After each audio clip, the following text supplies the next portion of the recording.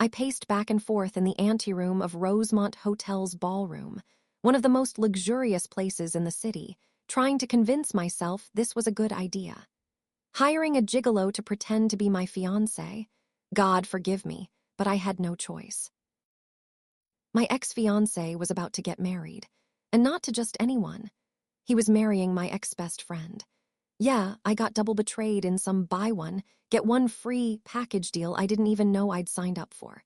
If there were a loyalty program for idiots, I'd already have enough points to cash in for a slap in the face and a one-way ticket straight to rock bottom. Ignore the wedding? That was what I wanted, but Elise made a point of calling me personally. Clearly she wanted to laugh at me to humiliate me, but I couldn't let her win, so I said I'd go. What was worse was I had said I'd go with my insanely hot, super-rich fiancé. Rich, she laughed like she didn't believe me. Heir to one of the biggest companies in the country, I lied. I can't wait to meet him. By the next day, the news had already spread. Not even 24 hours had passed since the invitation arrived, and somehow all our mutual friends already knew I was going. And worse, that I'd be bringing my millionaire fiancé. Now, on top of being forced to show up, they were expecting a show. If there had been any chance of backing out before, there wasn't any more. I had to go. But if I was going, I couldn't show up alone, humiliated and defeated. I had to pretend to be someone I wasn't. Pretending was practically my second job when it came to my ex. I'd been doing it for years, pretending not to notice when he came home with another woman's perfume clinging to his clothes, pretending not to catch the lame excuses, the glances between him and Elise when they thought I wasn't looking. I could still remember the dress I was wearing, the muffled sound of rain outside, the heavy silence in Elise's apartment when I showed up without warning. My heart was already pounding when I pushed open the half-closed door and saw them. The man who was supposed to be the love of my life, lying on the couch between my best friend's legs. Alex. They both froze. He just sighed and let out a nasal laugh without a shred of remorse. Zoey, this wasn't going to last anyway. My chest tightened. What? Zoey, honestly, you've always been so boring, Elise said. My head snapped toward her. She gave me a smug little smile, twirling her hair with disdain. You've always tried so hard to be perfect. The perfect girlfriend, the perfect friend, the reliable one. But let's face it, you were never anything special. The blow landed squarely, straight to my soul. My best friend, my fiancé, both laughing in my face.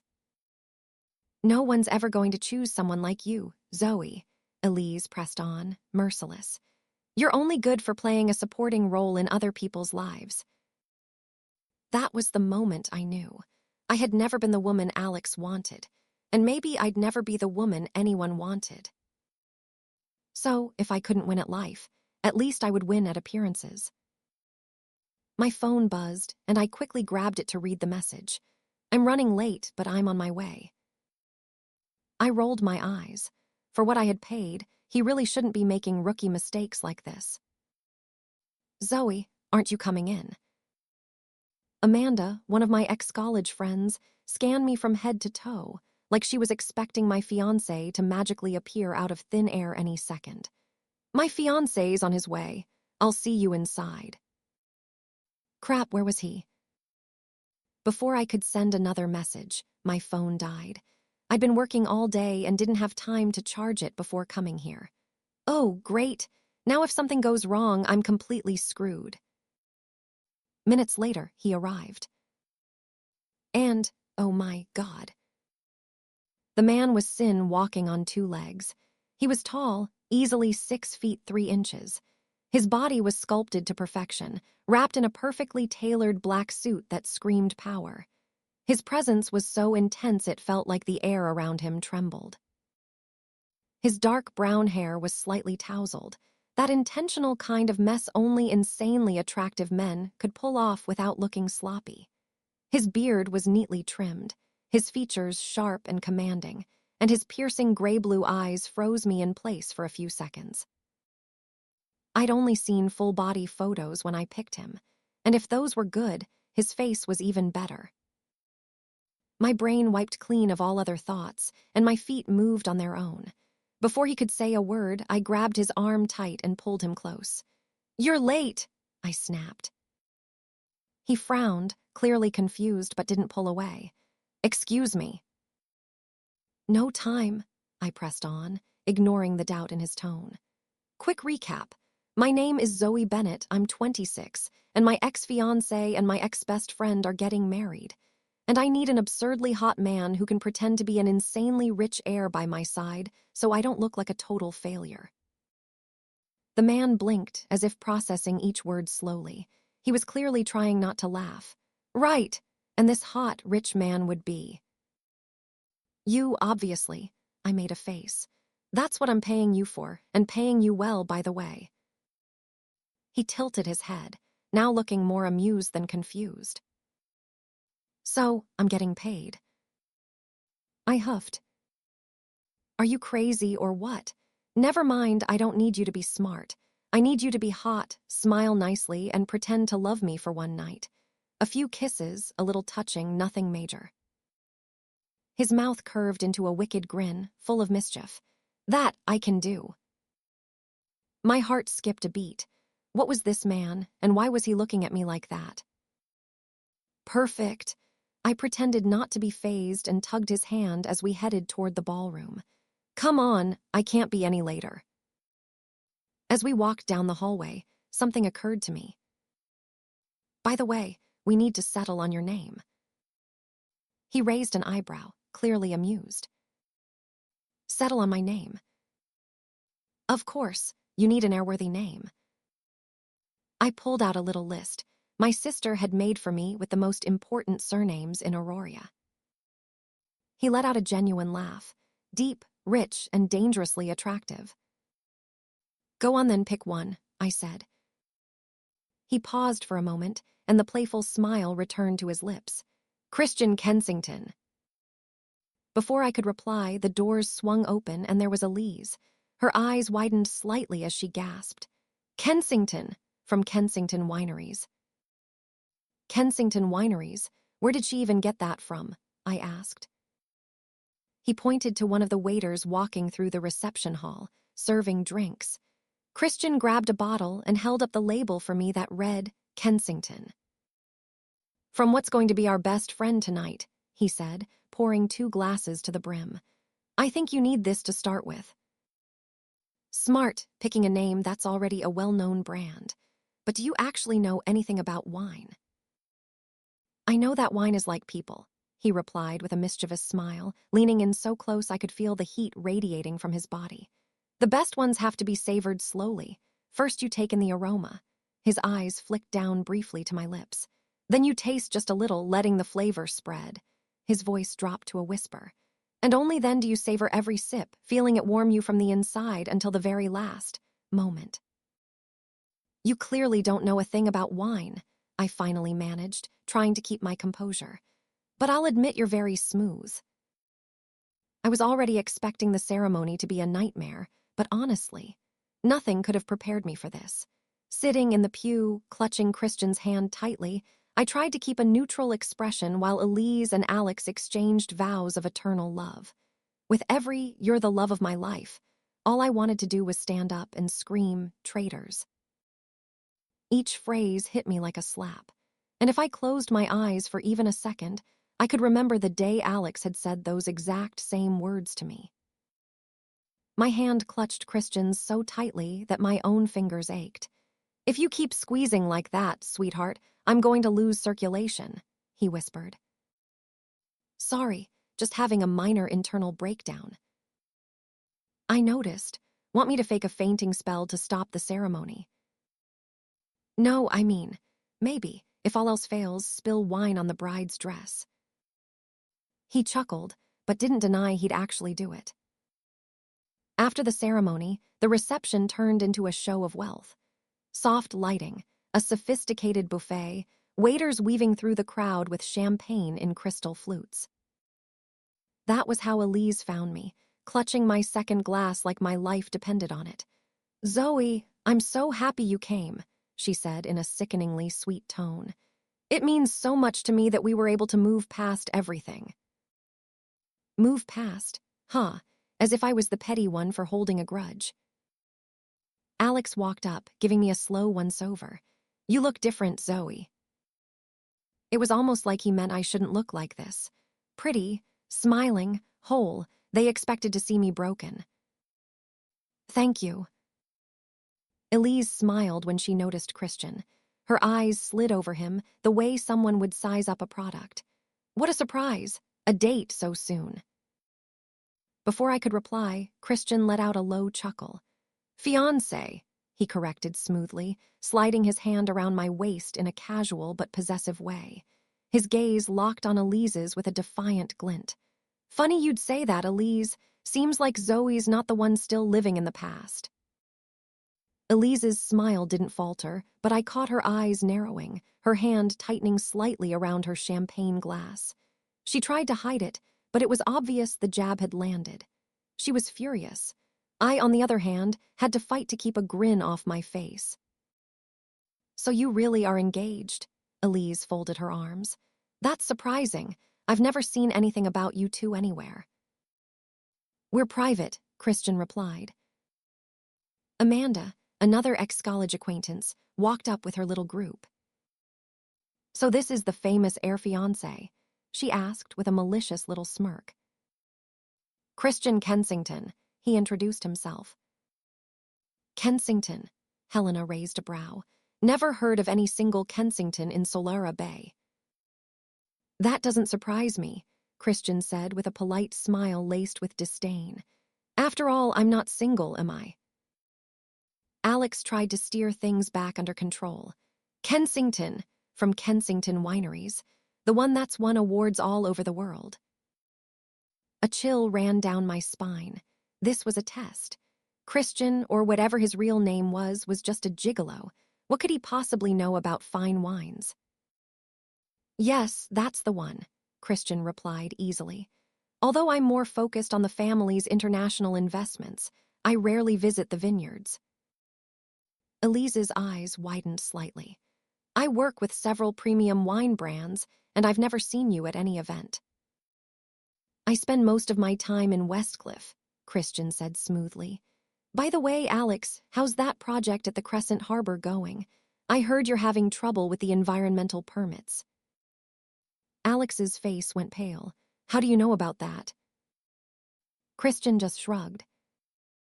I have my contacts.